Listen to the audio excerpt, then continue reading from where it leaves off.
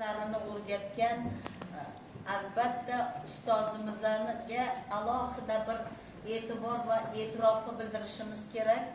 Chunki har bir bolani o'sha bilimi, ko'nik va malakalarini, qobiliyatini chiqazib beruvchi bu ustoz hisoblanadi. Maktabimizni jismoniy tarbiya fani o'qituvchisi Azamatjonni hamma yaxshi biladi. O'quvchilar ham, ustoz, tarbiyachilar.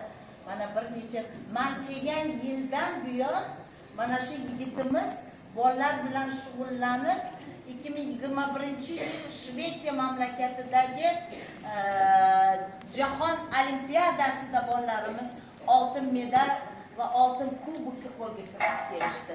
2022-yilda bir nafar o'quvchimiz kurash bo'yicha Germaniyada kumush medalini qo'lga kiritib keldi.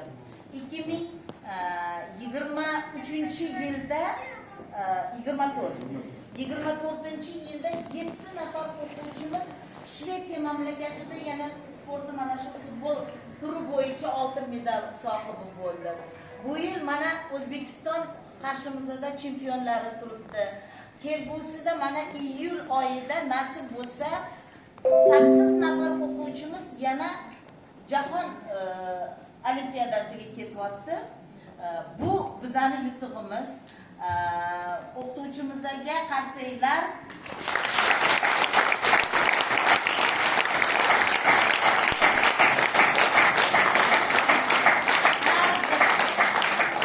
Har bir inson o'zini tanlagan kasbidan mag'rurlanishi va o'sha o'zini tanlagan kasbidan yutuqlarga erishishi kerak.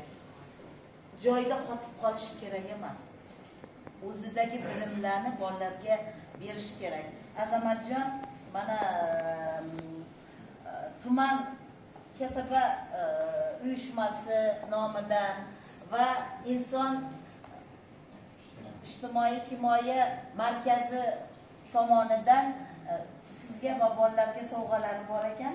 Marhamat, qabul qilinglar.